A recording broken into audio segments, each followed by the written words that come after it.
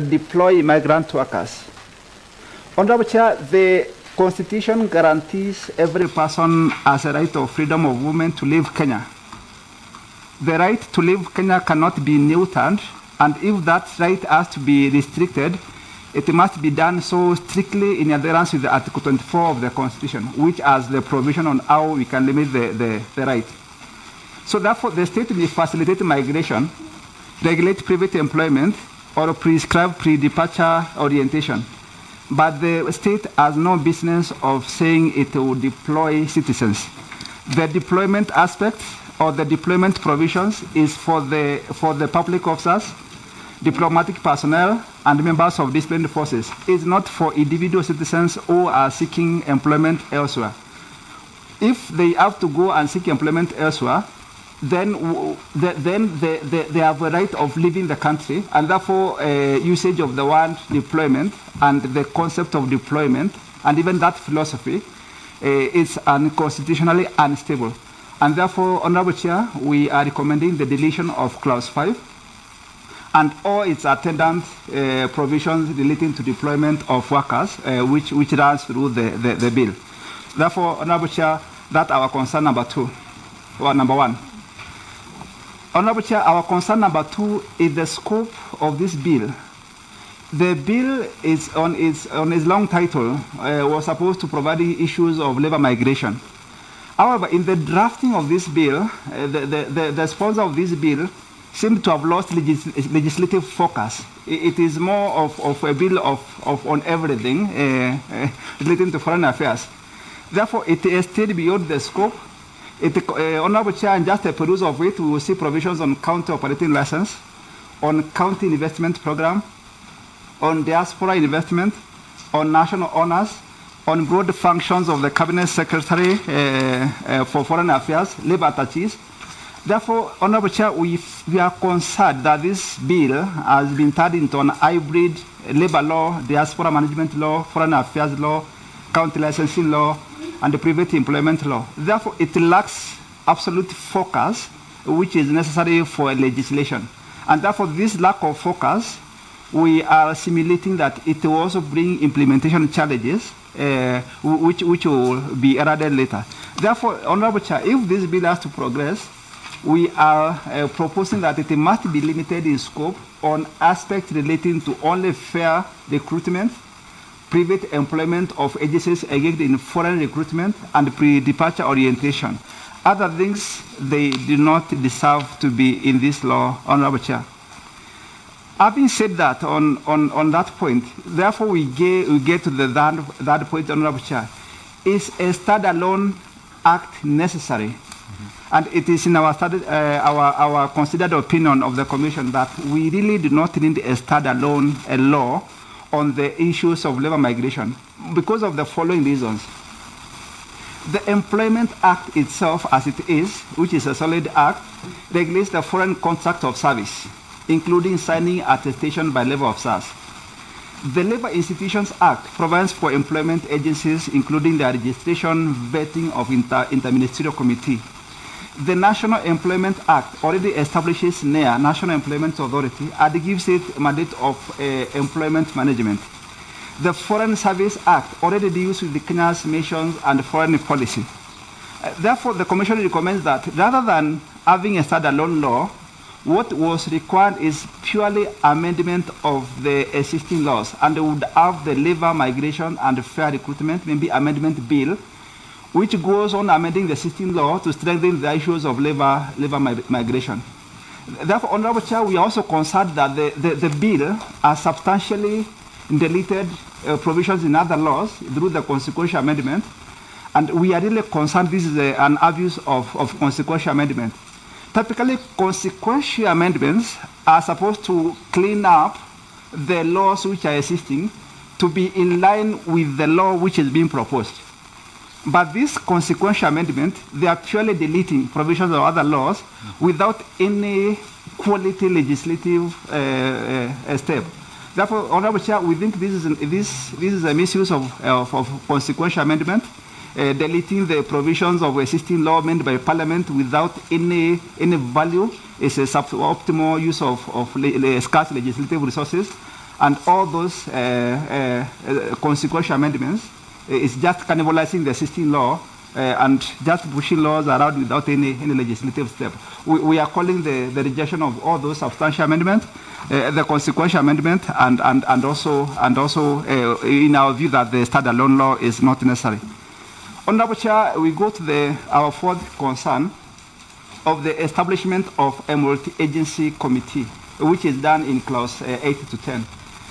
Honorable Chair, the Commission agrees that the labor issues, immigration issues may require some coordination of other agencies, including the vetting. However, the vetting and coordination among government agencies, it's purely an administrative matter. Honorable Chair, multi-agency committees are set up when there is need. They come and dispense on that matter when the need arises, and therefore, when that need arises, they are dispensed with. We have seen multi-stakeholder committee in terms of vetting of cargo consolidation, import, export, the illicit brews. They are all over, Honorable Chair.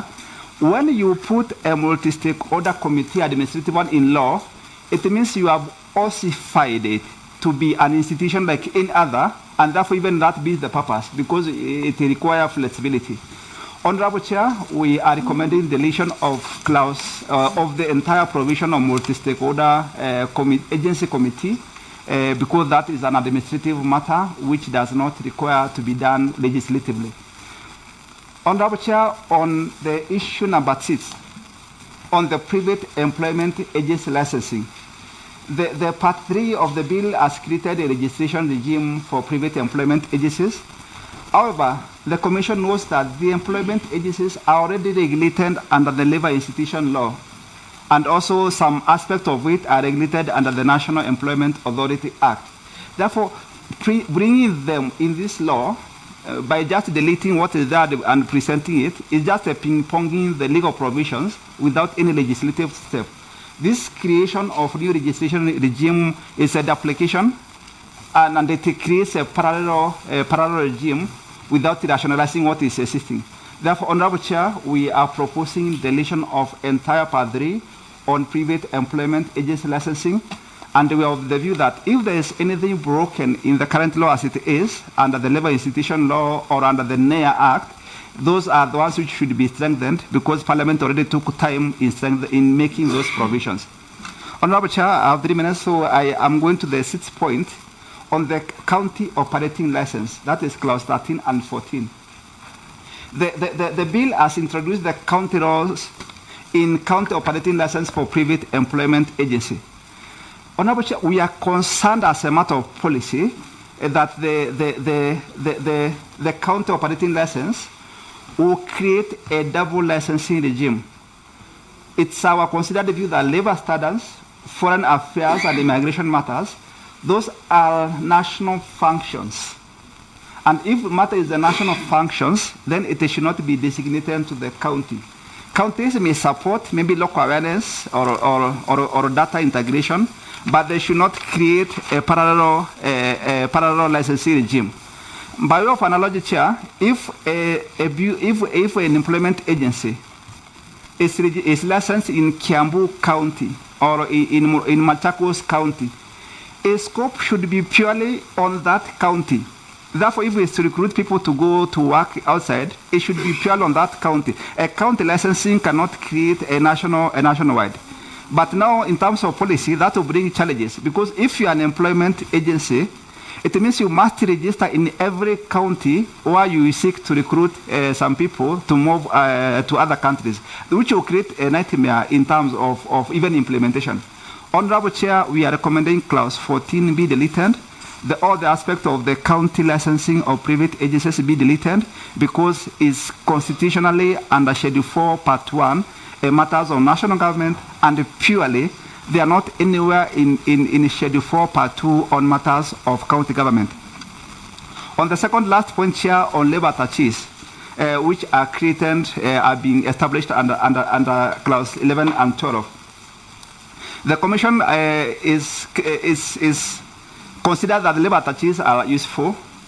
However, the issues of labor attaches and how you manage emission outside it's already covered for in the Foreign Service Act, which was enacted by this Parliament 2 years ago.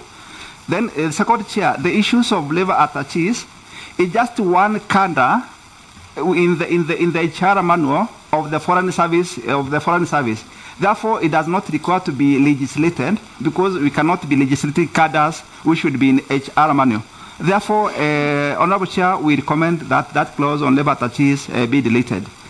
Honorable Chair, if I go to the second last point on migrants portal and data protection, we argue that how the portal has been formulated in the bill, it goes beyond issues of labor, and we are concerned it infringes on the space of Article 1 of the Constitution on the Privacy, because we are really seeking to know every detail of people who are living in country, and the people who are living in country have the constitutional right to leave the country wherever they want, and therefore this portal, in the manner it is coached, is unconstitutional. If we have to create a portal, it must be purely on maybe registration status of the employment agencies and complaints and contact person. But trying to have duplicating an immigration portal on this one, when they don't have authority, we view that portal is overbreadth and unconstitutional. Therefore, Chair, now on the last point, the issue number 9, the bill seeks to criminalize the migration of workers. It says that if you refuse to register, obtain a license as an individual, becomes a criminal aspect. Chair, we are really concerned about the criminalization of migrant workers, because immigrant workers, first of all, they are constitutionally guaranteed to leave Kenya, and all the provisions of criminalizing the migrant workers should be deleted. If the bill has to progress, it should be supportive of migrant workers, and there should not be a criminal statute. Therefore, all the penal provisions, Chair, we seek them be deleted. Therefore, Chair, having said that, what is our recommendation? Our recommendation is this bill be abandoned, and if it has to progress, it should be recast as an amendment bill, and that amendment bill should amend the National Employment Authority Act, the Employment Act, Labor Institutions Act, and Foreign Service Act. In our view, Chair, even though these laws may require some amendments, we find them to be solid in terms of principle. We found their provisions to be constitutionally sound, even though, like any other law, it may require piecemeal amendments depending on how the country goes. Therefore, Honorable Chair, we recommend that this bill, in its current state, be abandoned. Thank you, Honorable Chair. Thank you very much for your bill and the way you have taken it. And your recommendations are very good, because you know all along when we are doing, I had a lot of questions of the standalone. You tell me to delete, and you already said it will bring a standalone. So can you emphasize on this standalone about this bill? Because you have said, let me check the standalone. You said whether a standalone act is necessary. So do you think it is necessary actually? Forget about your recommendation. Your recommendation has given that answer. But do you think if this parliament thinks to make all those bills you have recommended to stand alone, do you think it will be necessary? Honorable Chair, we are of the opinion that a standalone law on this is not necessary. Chair, it's not necessary because there is no legal vacuum which Parliament seeks to fill. That because all the underlying issues which are there may already be legislated by this Honorable House. Therefore, what is just required is maybe improving on the existing provisions where they are required to address these emerging issues. But a standalone law, Honorable Chair, in our view, is completely not necessary. Thank you very much for your presentation. Honorable members, Honorable Kivai. Thank you, Chair. Again, my name is Kivai Kagesi, MP of Vihiga, member of this committee. I thank the gentleman from KLR for the detailed submission. However, I have 3 issues that I want clarification on. First of all, towards the tail end, you talk about criminalization.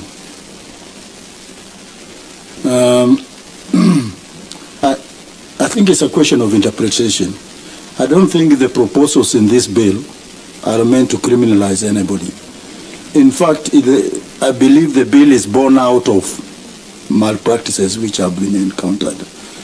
So,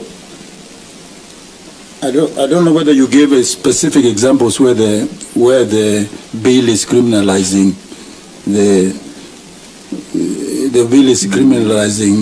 the migrant workers. I think it's not a criminal offense to demand a portal, to demand, because this is born out of what we are experiencing. What we are experiencing is that these people go out there, they run into trouble, we don't know anything about them. In other words, we have no data. That's what the bill is trying to cure. So it's not trying to criminalize. So I would invite you to rethink what you call criminalization. I think it's just an attempt to right what is wrong. The second point is you've been very wholesale on the consequential clauses. When I go to the consequential clauses of the bill, if you specify, if you look at them, they are very harmless. For example, delete definition of a director. It's just trying to bring a new definition to the director. Things do change. So when I look at all those consequential clauses, I don't see anything particularly harmful unless you see one. Delete words and employment. This is just harmonization of the law. So when I look at all the consequential clauses, I don't see anything really worth what you're saying should be deleted in total. I think that's what I want to find. Before you come in, the CEO for, I think the CEO for Kenya Law Reform is in. Can you introduce yourself? Thank you. Good morning, members. Good morning, Chairperson. My name is James Nombe, Acting CEO, Kenya Law Reform Commission. I think I'll allow the officer to proceed from where he was. Thank you very much. On the rider of that, you you. can also pin the section which you feel is criminalizing that section. Thank you. You can come in. Thank you, Honorable Chair, and thank you for the intervention of the Honorable Member. So on the clause, I don't have a bill, but I remember the clause very well, that it says that a migrant worker who fails to register commits an offense. I'll get the proper just now. Therefore, Honorable Chair, the issues we had on that is reconciling that with the Constitution, because the Constitution has said every person has a right to leave Kenya, and you can only limit that because it's a constitutional right within the limits of Article 24. And Article 24 says you must say clearly the rights which is there and how is limited. Therefore, Honorable Chair, we are saying, even if a migrant worker going to Dubai, even though we understand the concerns, if they refuse to register before they leave Kenya, you cannot create it as an offense because they have right to leave Kenya guaranteed under the Constitution. So if we want them to limit that right, we should have limited it within the strict provisions of Article 24 of the Constitution, because that's the limitation of right. So that was where I was coming from, Honorable Chair, on that limp. On the second aspect. Sorry, I can't let you go away with that. Okay, you can come in, Mheshimiwa. You are saying if somebody leaves Kenya, goes out there, doesn't register, it's okay, it's in the Constitution. Is that what you're saying? Because what we're saying here, we are trying to address a problem affecting our Kenyans, and we've come up with some rules or regulations. So we're asking people to register. Unless you're telling me to register in itself is against the Constitution. There's something, a mismatch there. I'm not getting it. It's like it is a requirement to register for an ID, to have an ID. So if I say you're not having an ID, then you are committing an offense. Is that wrong? Sorry. I think you are trying to emphasize on the right for movement through the Constitution. Which article? Can you have the Constitution? Which right to give the right for movement? Can somebody read for us? It is in the Constitution. I think the article, the first 20 articles.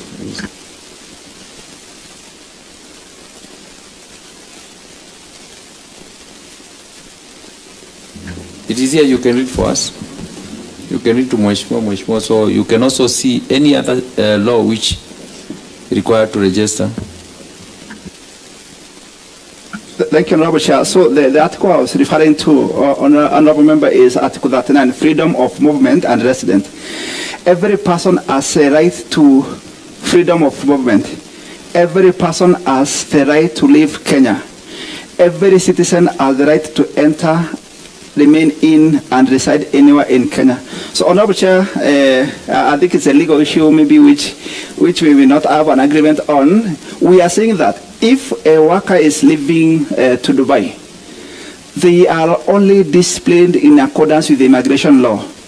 If you want to limit them on another constraint, which is not immigration law, because immigration aspects are provided for in the Constitution, that's limitation of the right. When a worker is living, number one, they are living not as a worker, but as a citizen first, who has a right to live. The aspect of worker, them being a worker, is subsidiary.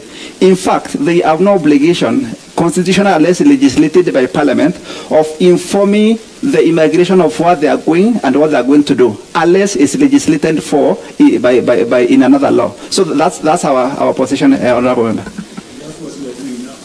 Okay. Want to legislate. Thank you. Procedurally, that's what we are doing. Your next question, Mheshimiwa. We are in the procedures of the Parliament. What I'm confused about is what he has just read in Article 39. Whatever. Yes. Nobody is stopping you from going to Dubai. Yes. Nobody is stopping you from being there. Yeah. But we are saying in our subsidiary legislation that while there, in order for us to protect you, do A, B, C, D. Yes. And then we want to do it in this is the law. This is the law we want to make. So when you read it, you said unless legislated elsewhere. Yes. That's what we want to do. Honorable Chair, can I? Donya, do you have to write down that? Thank you. You see, Chair, in the past, we've had workers airing their grievances, which is right. We've also had meeting with the agencies. They've also aired their grievances. So it should be a win-win. They even stated some workers, when they go out, of course you had an agreement of what you're going to do. You reach to that country, and then you start hide and seek from the same agent who had connected you to the people or the workplace where you are connected. So as much as we are here, we want to defend Kenyans working abroad. Let it not be your wish. What you want, you should receive it. And the agent who has taken you abroad, you want, when it is their turn, they be angels. When the workers themselves misbehave. We had a story of Ugandans, and there was another country, was it Philippines? When they go there, they are trained, they have all that is required, but when we come to our country, what they add, some even don't know how to operate those machines and everything. So please, as we do our work, we should also make sure we don't undermine the efforts of the agents. Let it be a win-win. Okay, thank you. Can you come into the second question for Honorable Kibai before we proceed to the other question? The issue of, I think, the data. There was a question on there. Yeah, there was a second question. Can you come?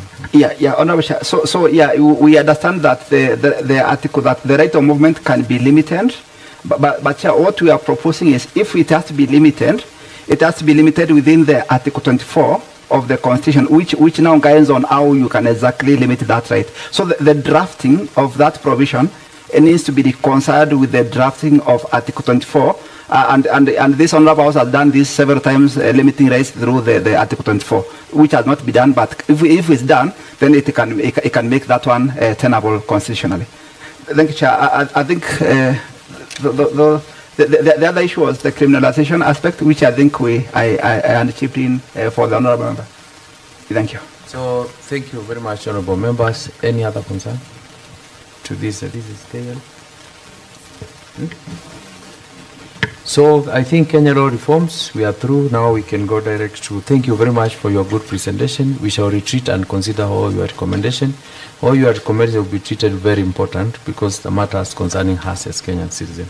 So I'll Thank go you, Chair. Let's appreciate our thanks for inviting us, and it was a pleasure engaging you. Thank you. Thank you. Now we'll go to Kenya law reform. The Kenya National Commission or Human Rights. Thank you, Chair. My name is Honorable Sarah Bonaya, who is a commissioner with Kenya National Commission on Human Rights. And I want to thank your committee for inviting us into this very important process of looking at this law on labor migration management, which is very key and critical issue bill in this, in this labor process, labor management process. And I want to first, before I deal with the actual issue of I would want to highlight the fact that I worked with the East African community as a legislator for 10 years, and I'm well versed with issues of cross-border rights, and especially labor rights. And Kenya is a consumer and an exporter of labor. So I would wish this bill to look at the issue from both sides, not only as Kenyans, but we also import labor and from migrant communities. So we need to look at it from those two perspectives. As KNHCR, we are supposed to ensure our country complies with international treaties and national and constitutional laws that safeguards human rights. And you know, human rights is cross-cutting in all sectors. And critically in labor law, it's very important to look at our current context as we work on this bill. One, we have very porous border as a country, and we are getting so many illegal migrants and legal migrants into this country. And of course, we have also, our constitution has provided us rights to be able to seek employment elsewhere. So it's very critical. We also know the situation right now happening in South Africa where our citizens are being sent back. So let's be broad-minded when we are looking at it. And as a previous presenter has said, let's also look at the existing laws so that we see whether to put this as part of that law or whether we need it as a standalone.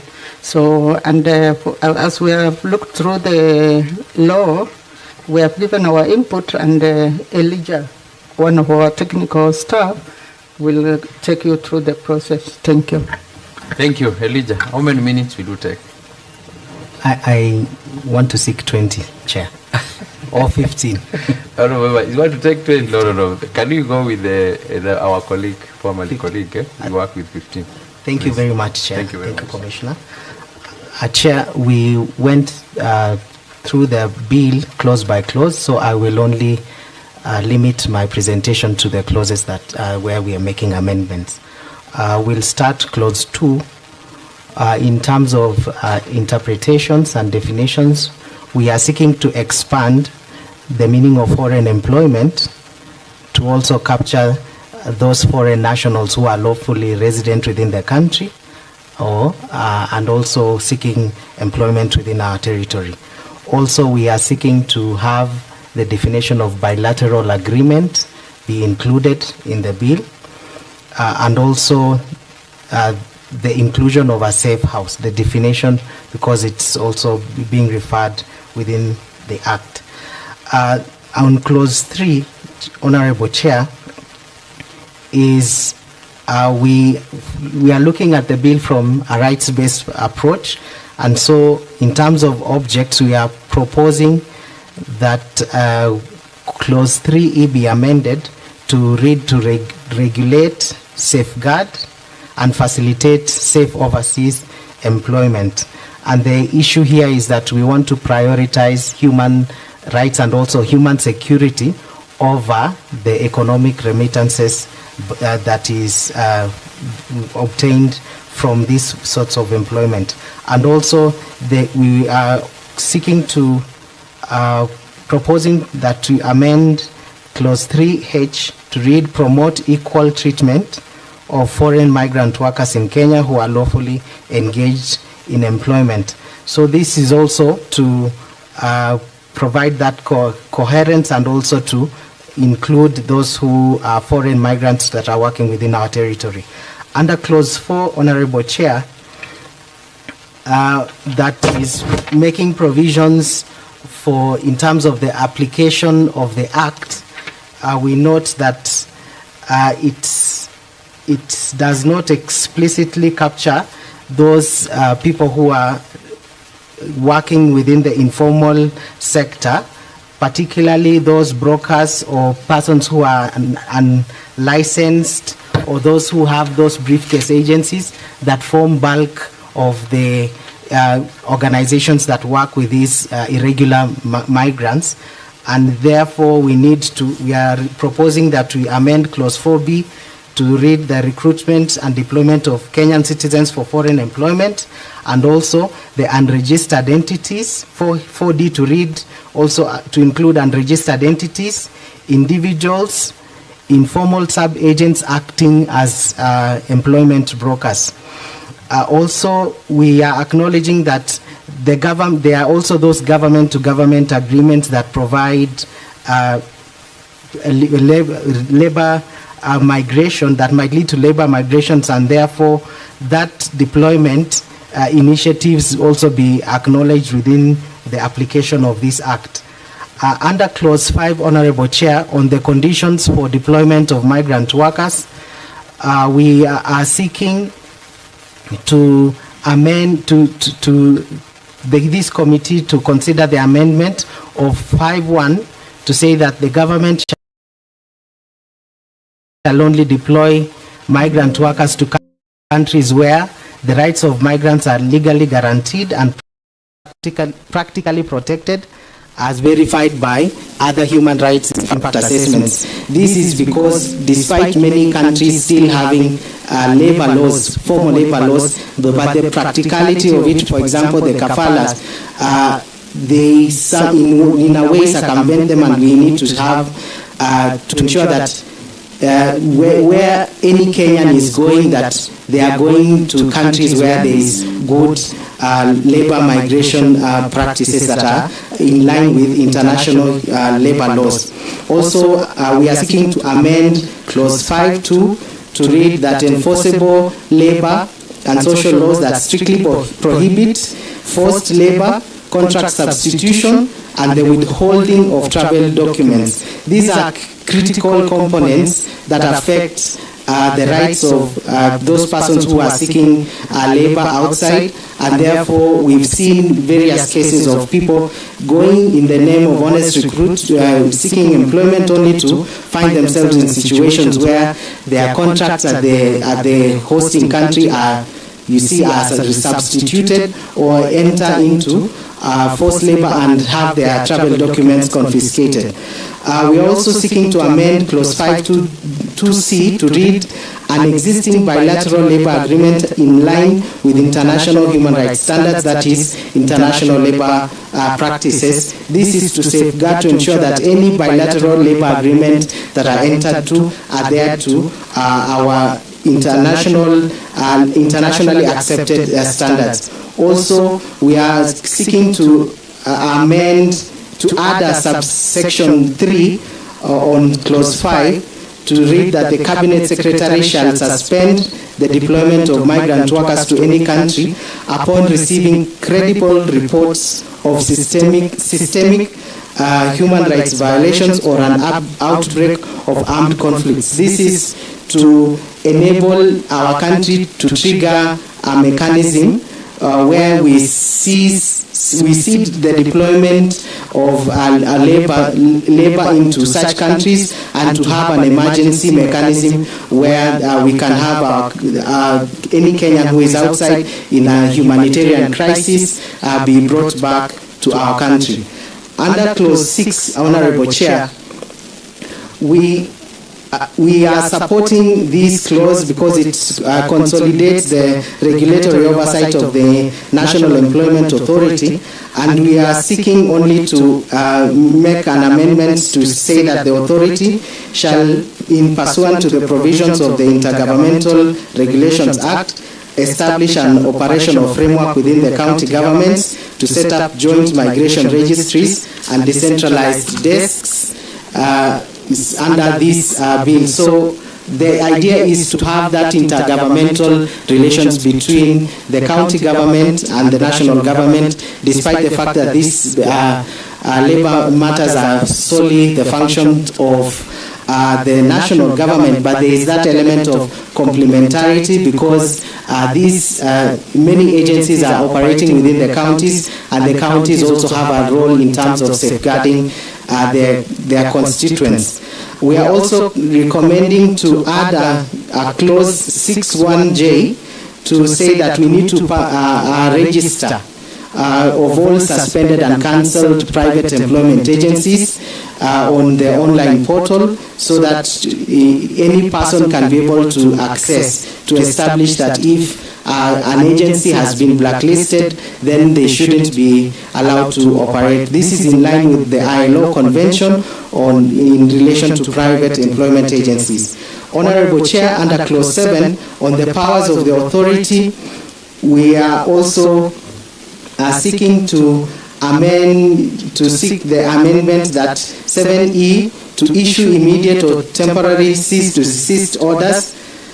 desist orders to suspend operations and levy prescribed and also an administrative penalty to any agency, to the private employment agencies, and also to facilitate forms of dispute resolutions as long as they do not touch on matters relating to trafficking, forced labor, or physical abuse, which are criminal matters.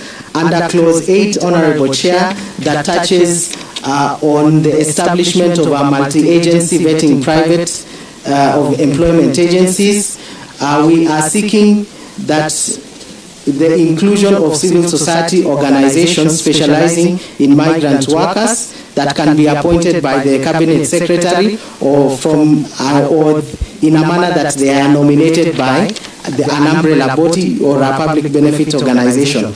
Also, we could also have, we are seeking to amend to have the participation of private employment agencies under this in the multi-agency committee, but for them to provide the expert observer and only to that extent, so that they cannot provide any voting or decision making at that level.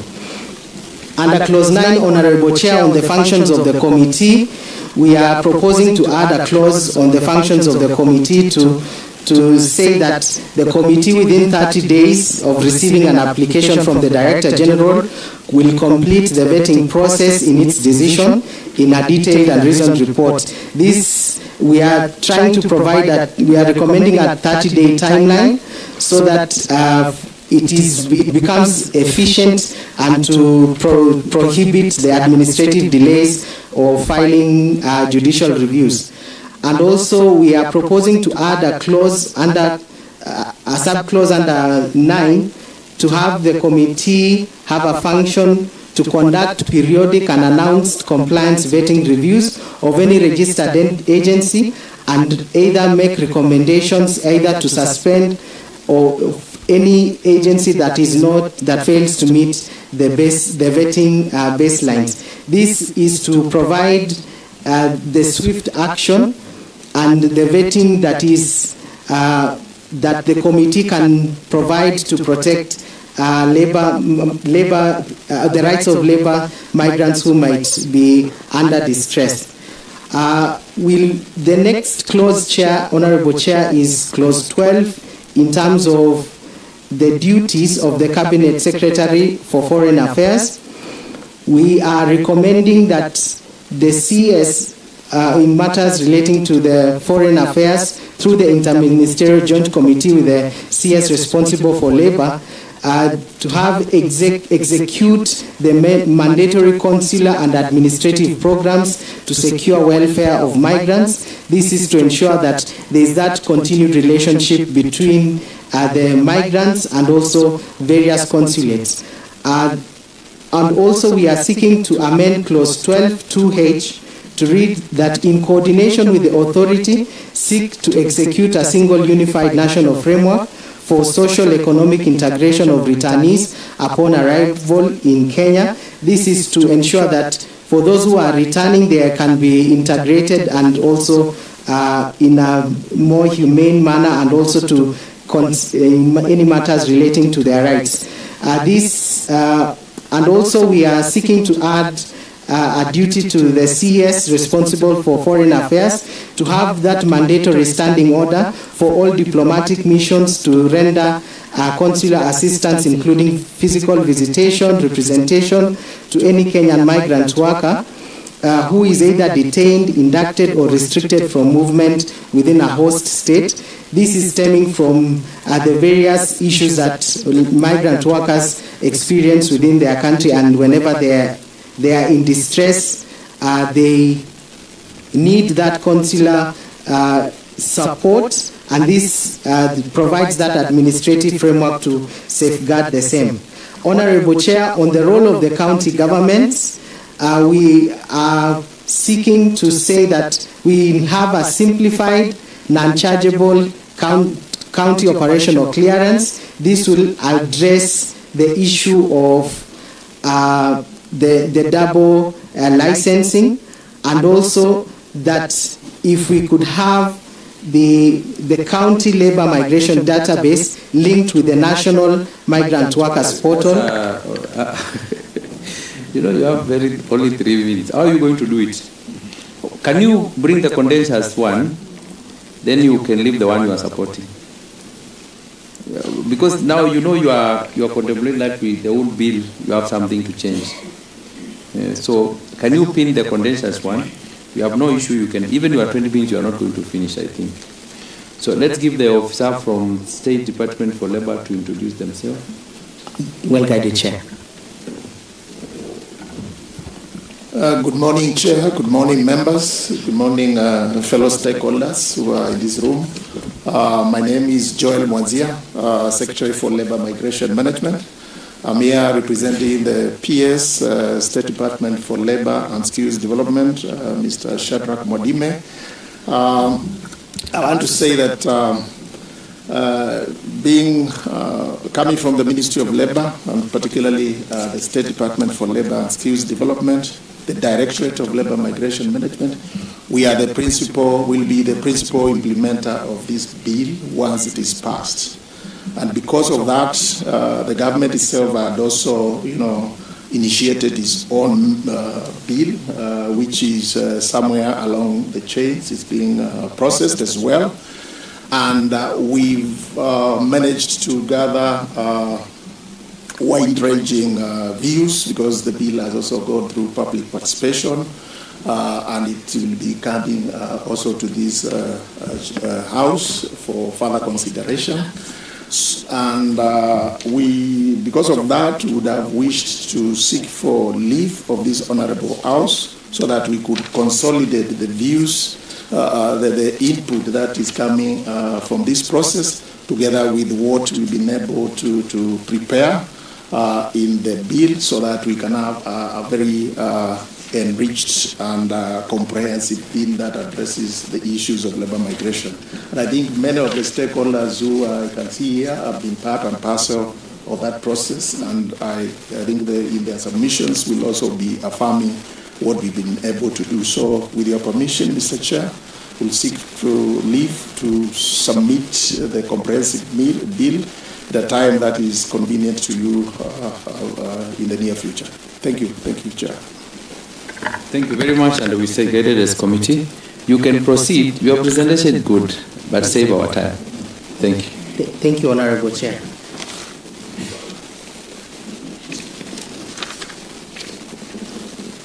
Allow me, Chair, to quickly go to the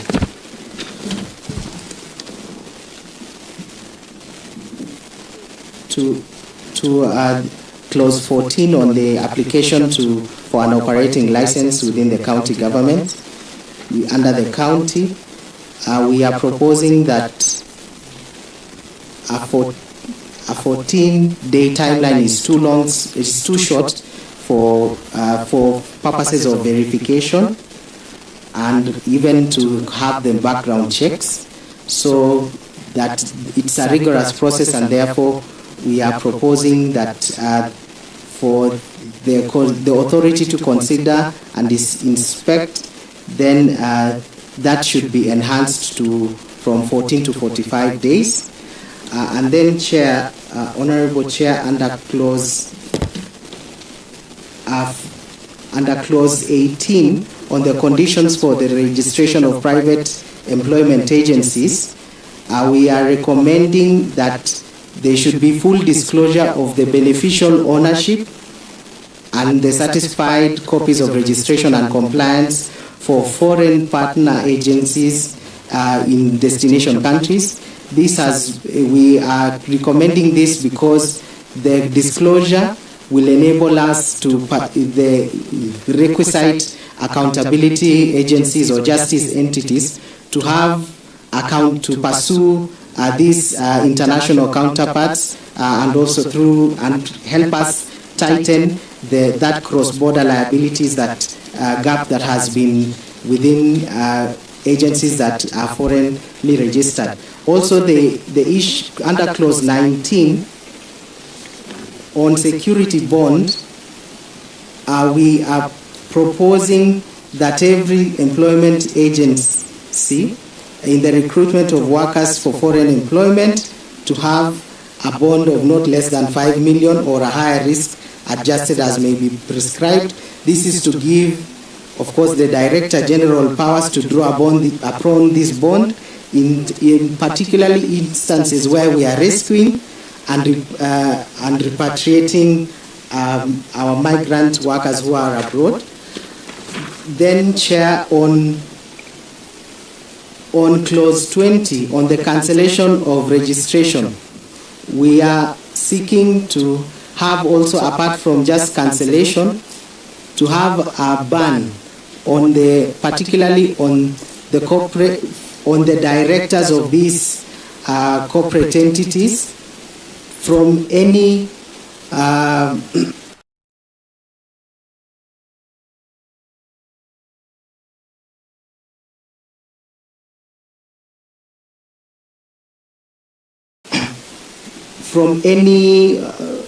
from holding any shareholding or any position in terms of private employment agency. This is to secure that if protect the country from those rogue directors who would, once you're banned here, you just form another entity and proceed on to conduct, and also would disrupt those networks of human trafficking. Under clause 24, we are on the approval of job orders. We are, while it establishes a gatekeeping mechanism, we are recommending that we should also have a component where the authority rejects any order that has not been, originating from a state that has been suspended by the Cabinet Secretary under the clause 5. And then in terms of advertisements, because this affects many Kenyans under clause 25, we are recommending that to have a penalty for any person who publishes false, misleading, and deceptive advertisement on employment to commit, and we are proposing a fine of 5 million Kenya shillings or an imprisonment of 5 years. This would introduce a penalty to protect unsuspecting Kenyans from advertisements that would either lead to fraud or would lead to incidences of human trafficking. Also, in terms of Honorable Chair,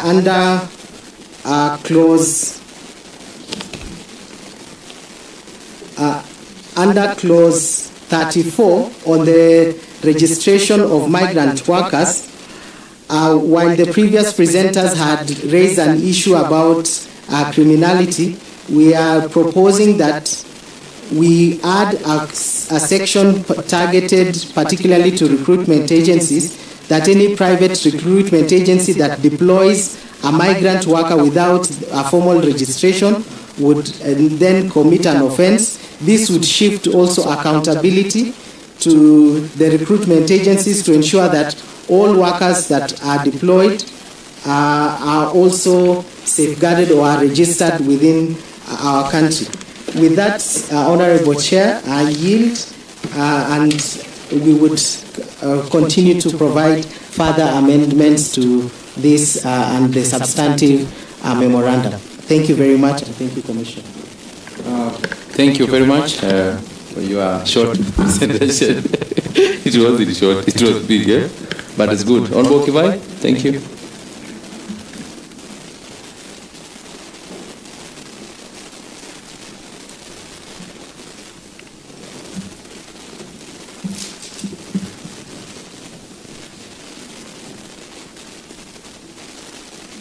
Thank you, Chair. Let me join you in applauding that presentation, very detailed. And in fact, in the write-up, I tend to have ticked so many of your recommendations.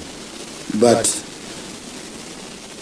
like on under clause 2, the addition of definitions, I think they're useful, safe houses and all that. But I start disagreeing with you on where you want us to add clauses on the definitions. You want us to add 4D and registered entities, blah, blah, blah. These are the people who are causing all the havoc. Why would we recognize them? These are the people who are unregistered. They are causing all the problems to our workers. We don't recognize them. Why do you want us to recognize them in this draft bill? I really don't think it's necessary. Now, under clause 5, one is it's obvious where you are coming from, because all you are adding is human rights, but I have particular problem with one of them, to do with the countries. A good example, I think I was following a story on CNN one time to do with, I think, Afghanistan. The definition of human rights can be very varied. They gave an example of like ladies not going to school, and they were interviewing or not working or something. And they were giving examples, and they were interviewing the ladies themselves. So this word human rights, we need to be very careful. It's not as standard and it's not universal as it seems. So just adding the word international human rights on every definition gives me a problem, because countries vary. Countries present themselves very differently when it comes to human rights.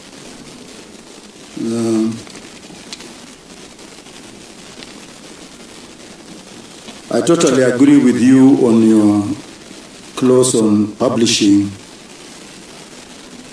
the list on the portal. Totally agree with you, because anybody can access, and that's one of the problems we have. People don't have this information. So I agree with you on that.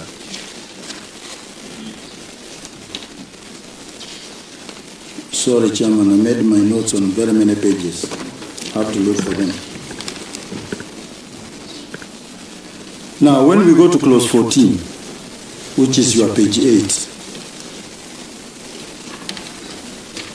you are saying instead of 14 days, 45 days. I totally disagree. Because this is the red tape we talk about. We are talking of somebody having made an application. The application has been received in that office, and the law is requiring the CAC to deal with that application within 14 days. I see no problem with that. Because if you give it 45 days, then given the nature of the problem, sometimes people get job offers, and when these job offers are time bound. So allowing a CEC member 45 days, you didn't justify why 45 days. So I would rather we stick with 14 or at most 30 days. That's my view. I hope you're taking notes. Yes, Chair. I totally agree with your presentation on clause 24.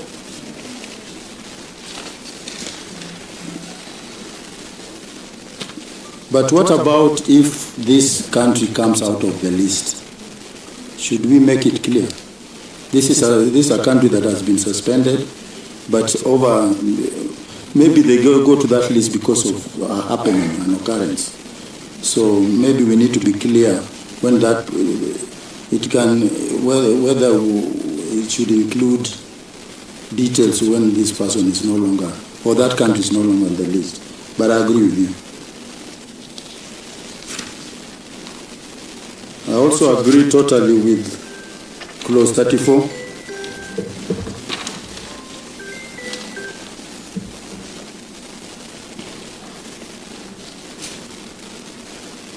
Yeah, that's why I had a problem with the previous presenter.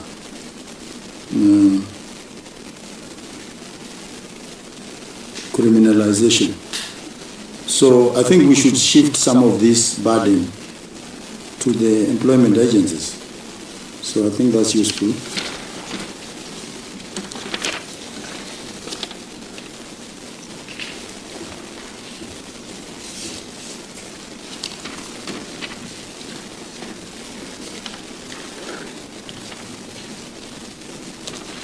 For some reason, you stopped at clause 34. For some reason, I don't know whether it's the chairman. Yeah. But you had something to say on 35, don't you? Because it's in your submission. That's all, Chair. Thank you. Can you expound on the concern? Thank you. I would invite also my other colleagues to chip in, if with your kind permission, Chair. Thank you. We take note of the responses by the honourable member, and we will review our memorandum, and we also take note of the clauses that you agree. On the issue about the counties, we also agree with the recommendation that if it extends the limit, the CEC member from, if it is to extend, it could go to 30 days. We agree with that. We want just aware of that vetting of a local application stage, but we are willing to yield on the same.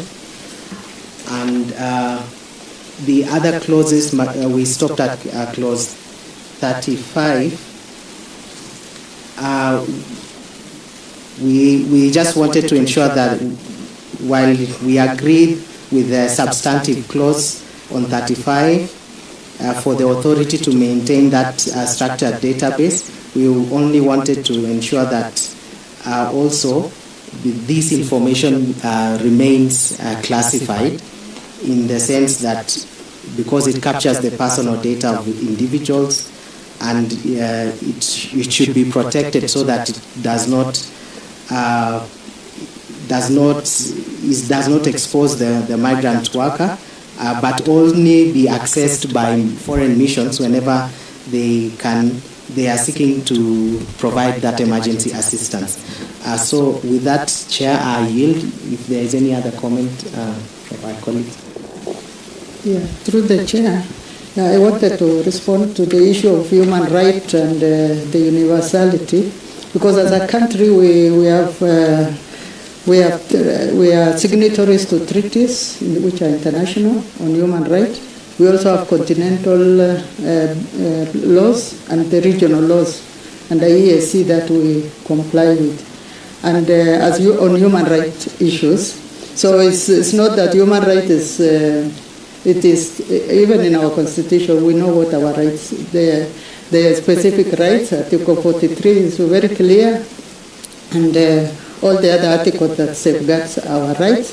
And it doesn't mean that once a Kenyan crosses the borders, and the human right is human right. Yes, you are a Kenyan, but the other people can also come into our country, and they have rights as human beings because of those other laws. So I think the human right is very, very clear. Those who don't comply with those international standards, of course, they have problems, and those are the issues we are saying. Before we send our people there, we need to be sure that these are countries that comply with set standards and principles of human rights. Thank you. Thank you very much. Having no another concern, thank you very much for your good presentation. We'll take concern as your technical team have said. They say they can review, so we can also review on your behalf. So when we retreat, as on Occupy had proposed, I can hear you are concurring in some of the proposal. Yes, we shall consider your submission, and you'll be happy to see Kenyans moving out of the country, enjoying their right to work abroad. So thank you very much. We can, honorable members, we need to proceed to the other team. I can see we are having Kituo cha Sheria, no? Can you come in? Thank you, Chair and honorable members of the committee, for inviting Kituo cha Sheria to present our memorandum on labor migration and management bill. We appreciate the opportunity to contribute to this legislative framework, and for over 5 decades, Kituo cha Sheria has stood as a premier legal aid and human rights organization, and part of our mandate is to actively advocate for the rights of vulnerable populations, including migrant workers. And we welcome the bill as a timely and necessary consolidation of the law. And we support the bill's core objectives, and our memorandum identifies specific, critical, and remediable. How many minutes you are taking? 20 minutes. 20 minutes, eh? Or less. Okay. So you can sit in to listen, or you can choose to exit. If it's how you feel after you finish your presentation. Continue. Thank you, Chair. Our memo identifies specific, critical, and remediable gaps across 2 primary areas of migration governance. The first area is on refugees, and our submission is that the bill, as drafted, is framed almost exclusively around the outbound migration of Kenyan citizens. It does not expressly extend its protective and regulatory framework to refugees and asylum seekers who are already lawfully present in Kenya. And they are entitled under Section 28(5) of the Refugees Act 2021 to seek and engage in employment. Our submission is that this gap directly leaves out the government's commitment, number 1, under the Constitution of Kenya 2010, specifically Article 2(5) and 2(6), which states that the international laws shall also form part of the laws of Kenya. And we also have the government's Shirika plan, which seeks to transition refugee camps into integrated socioeconomic settlements within the country to enable refugees access county services, local markets, and the formal national labor market. Secondly, our submissions also touch on Kenyan citizens. And here we state that while seeking to regulate the private employment agencies, the text of the bill as it is does not have robust safeguards to protect outbound Kenyan citizens from the systemic Middle East labor abuses, deceptive foreign contract submissions, which are driven by language barriers, and predatory trafficking channels that recruit vulnerable Kenyans into high-risk foreign military or armed conflict zones under the guise of casual labor. Our key concerns are as follows. First, that there are definition gaps in clauses 2 and 4, where the bill's definition of migrant workers and its scope apply only to Kenyan citizens moving abroad. This creates a gap for foreign and refugee workers employed locally, and which also contradicts the equal treatment goal, which is stated in Clause 3H. And also crucially, the bill does not define a foreign contract of employment, even though it tries to regulate this later. This leaves a loophole that allows for contract fraud. Secondly, institutional bodies established under the bill, and in particular the Multi-Agency Committee on the Vetting of Private Employment Agencies under Clause 8, does not include the Department of Refugee Services, despite the department holding primary custody of the documentation needed to verify refugees' lawful status. Thirdly, the county level and digital infrastructure, which are in clauses 13 and 15, where the county labor databases and the online migrant workers portal currently do not have a provision where they sync with ongoing refugee local integration programs or alternative state identification like the refugee ID and the Class M work permits. This risks creating duplicate tracking systems and could lock out legal workers who do not have a standard foreign passport. Fourth, the bill's framework for bilateral labor agreements under Clause 43 and subsidiary regulations under Clause 49 do not yet contemplate refugee labor mobility or complementary pathways, which is an area of growing relevance to Kenya's international commitment under the Global Compact on Refugees. Fifth, on the financial rules and agent liability, the current text as it is allows agency owners to avoid personal responsibility when workers end up in danger abroad.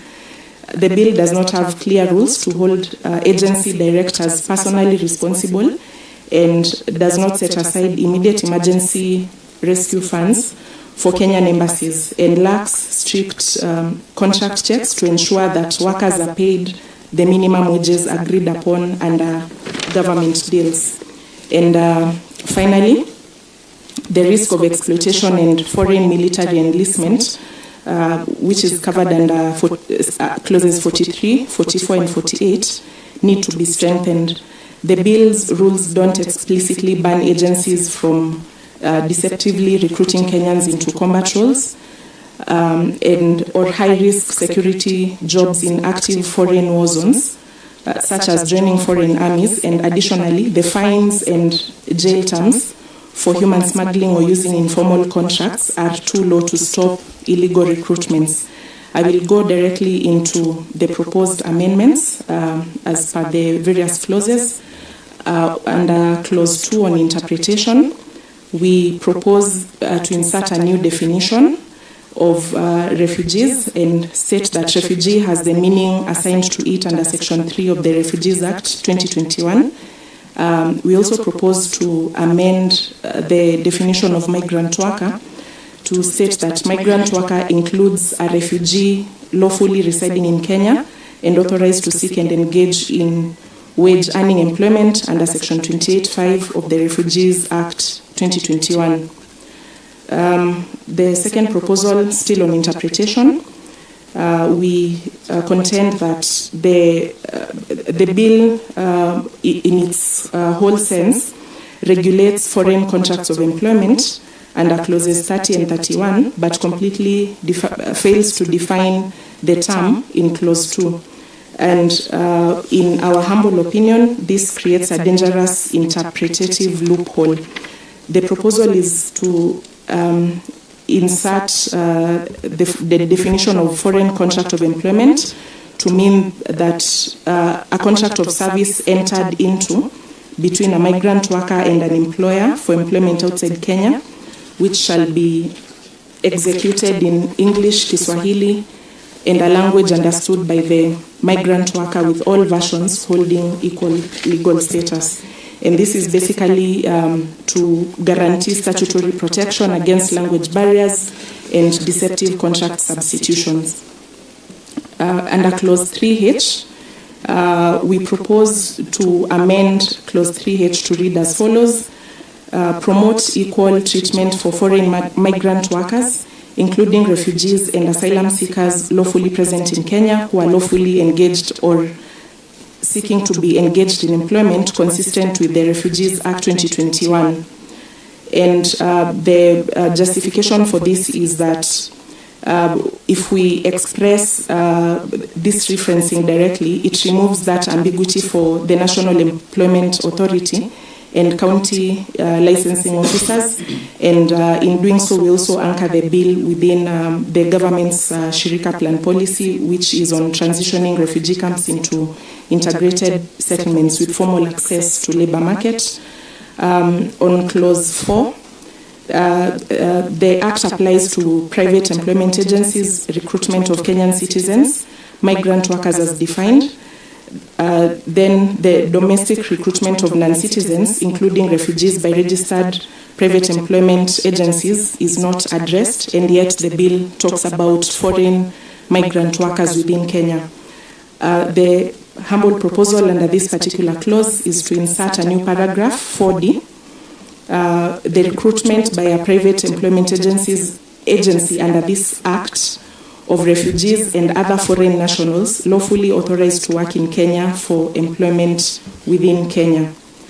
Under Clause 8, on the multi-agency committee on the vetting of private employment agencies, the proposal is to amend Section 8 by inserting a new paragraph, I. A representative of the Department of Refugee Services, nominated by the Principal Secretary responsible for refugee affairs, as a substantive member of the committee. The committee, as is composed currently, does not have representation from the Department of Refugee Services. Clause 13, which requires counties to establish a database of migrant workers and develop county-specific investment reintegration programs, does not have reference to refugee populations already resident within their jurisdictions, and the proposal is to insert a new paragraph, G, which states that in refugee hosting counties, incorporate registered refugees and asylum seekers lawfully authorized to work into county labor databases, investment and employment programs developed under this section in line with applicable county refugee integration strategies. This brings the bill into alignment with the already ongoing efforts in devolution and integration initiatives, which also includes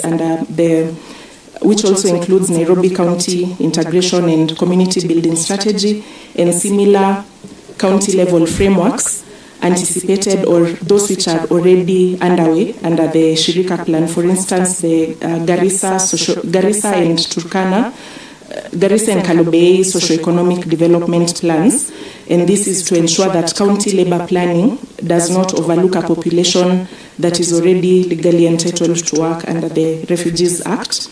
Clause 15 on the migrant workers portal, we humbly propose to insert a new section stating that the authority shall, in collaboration with the Department of Refugee Services, ensure that the portal established under this section is interoperable with existing refugee registration systems to enable refugees and asylum seekers lawfully authorized to work to register as job seekers without duplicative documentation requirements.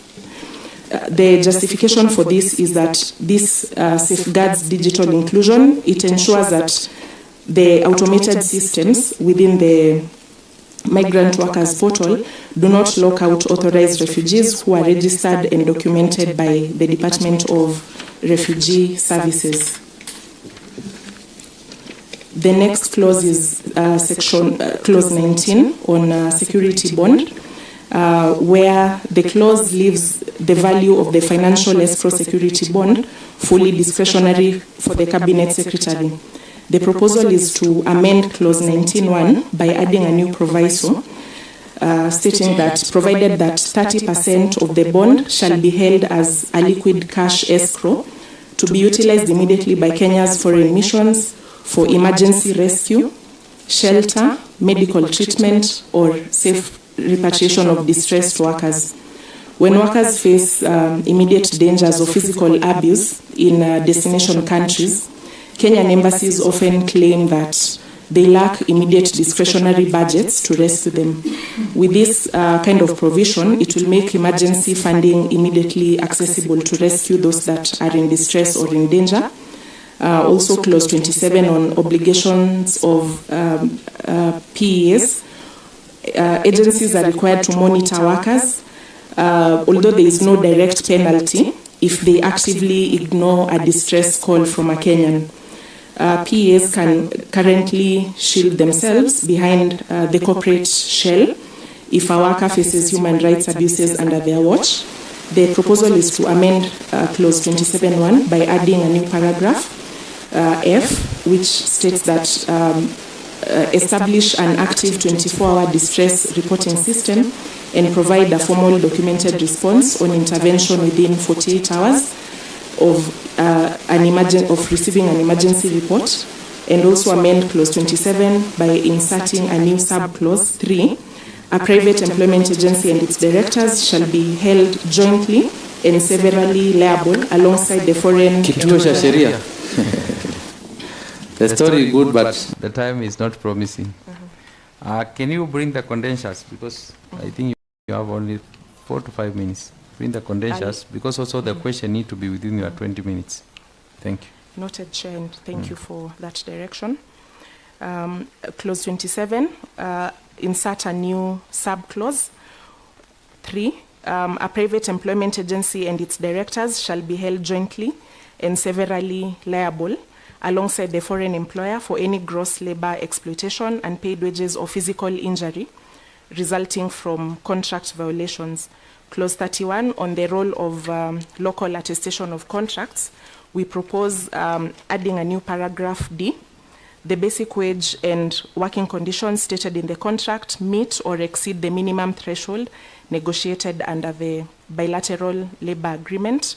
And also on registration of migrant workers, which mandates the strict registration procedures for all migrant workers, creating a duplicate hurdle for individuals who are already heavily vetted by state security and immigration. So this is basically to bring the refugees under this particular clause and amend the section by inserting a new proviso, providing that the registration process for a foreign migrant worker who is a refugee shall utilize existing statutory registration data held under the Department of Refugee Services.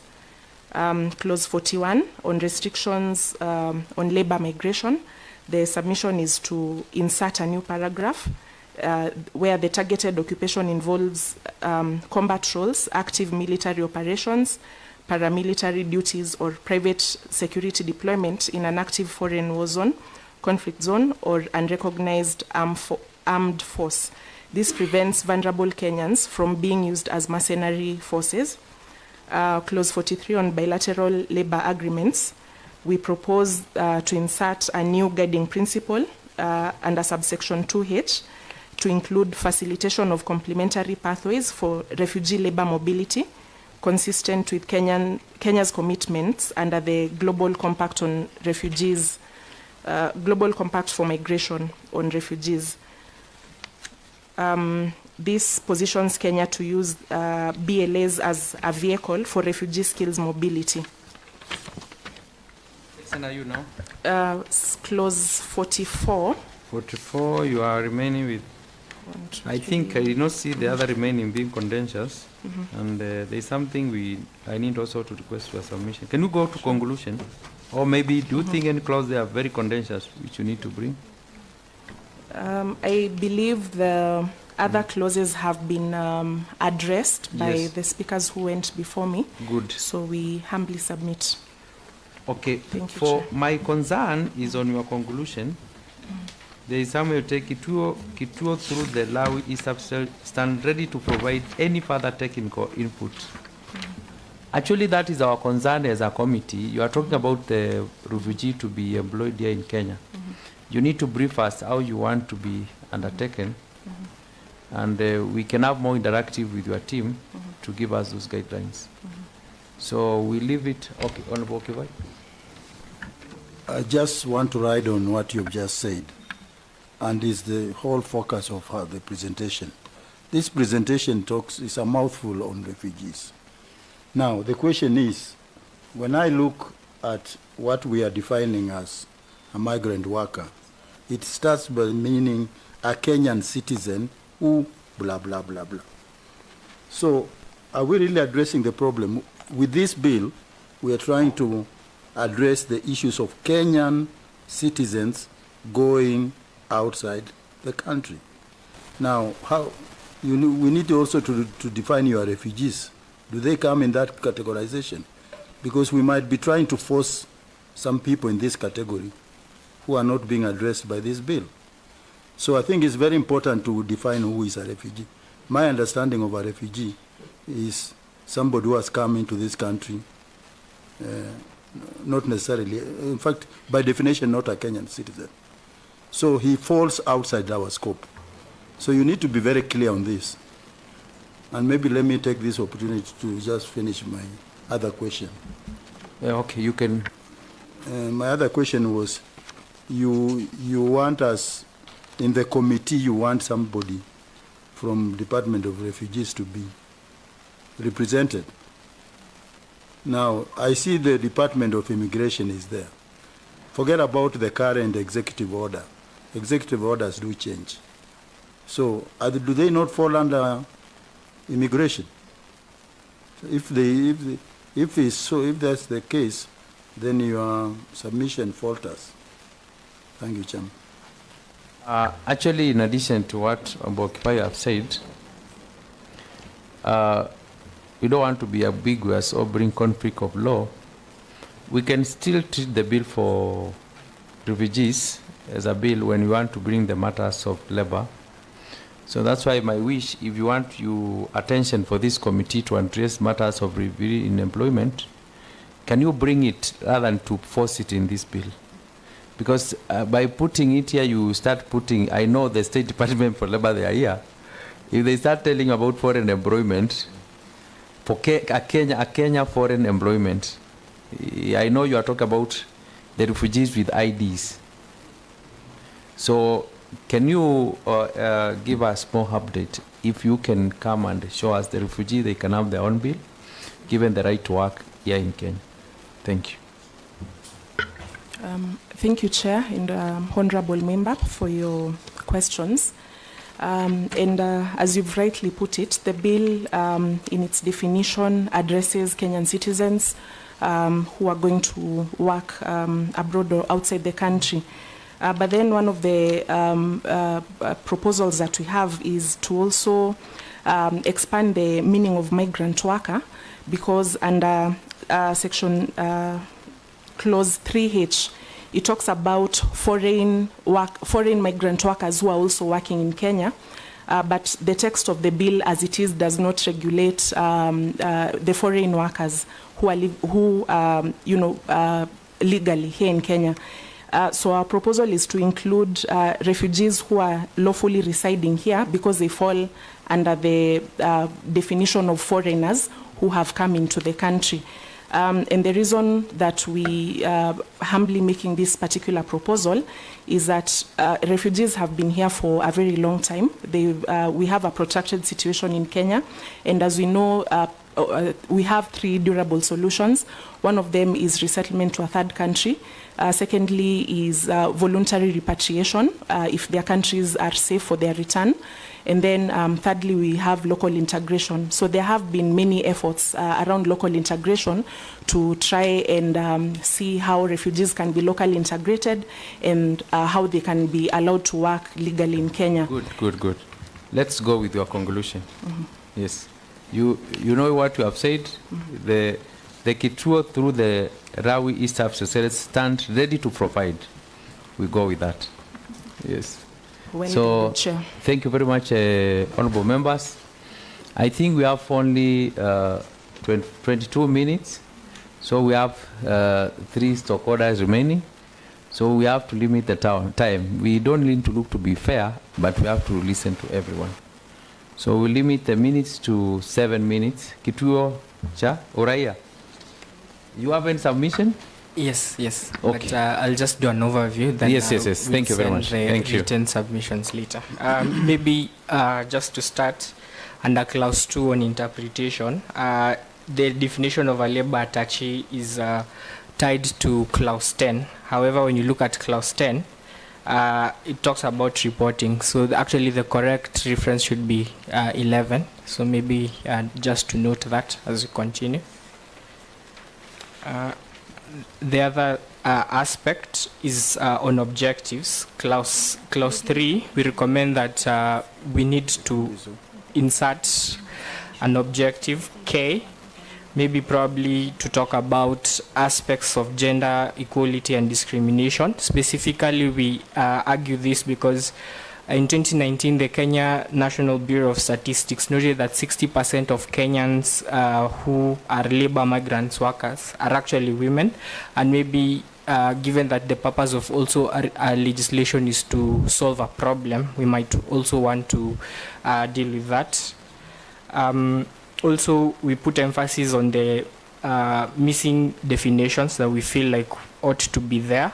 For example, we need emphasis on what bilateral labor agreements are, safe houses, and also the aspect of the migrant workers welfare fund. We note that in the initial memorandum, I don't know if the memorandum has actually changed, but we had aspects of where we talk about a fund. I think I will address that when I come to that question. The other aspect is on clause 5. Clause 5, it sets the conditions for deploying workers, but it doesn't contain aspects on disclosing of publicly disclosing the countries that have been approved. So our recommendation is probably the cabinet secretary should actually annually publish in the Kenya Gazette and on the authority's website of an updated list of countries, and then of course also provide all the bilateral labor agreements. Moving on to clause 6, it creates extensive data collection obligations, but we want to ensure that we abide with the law on data protection. Therefore, we recommend that all the personal data collected should also be processed and worked upon in terms of the guidelines issued by the Data Protection Commissioner. Moving forward, on the aspect of clause 8 for the membership of the committee, we note that there are no representatives for the actual workers, so we note that there are various migrant workers representative groups. For example, we have examples of Kudeya who have aspects of that. So maybe if we could add a representative of the associations of Kenya migrant workers or diasporas workers there, that could benefit, because we are talking about private recruitment agencies being there, so it's only fair to have them there. Then of course emphasis there, we talk about the multi-agency committee should have aspects of gender balance. I think just to emphasize on that, we need to be very clear. Then going still the membership, we might also want to expand the membership to also have aspects of the Kenya National Human Rights Commission, or even NGEC, or members of the civil society to be involved there, because the civil society has actually been working around this space, and we feel like there are aspects that they could contribute towards implementation of the law. Maybe just I would want to skip to specifically Yes, you can come to critical omissions.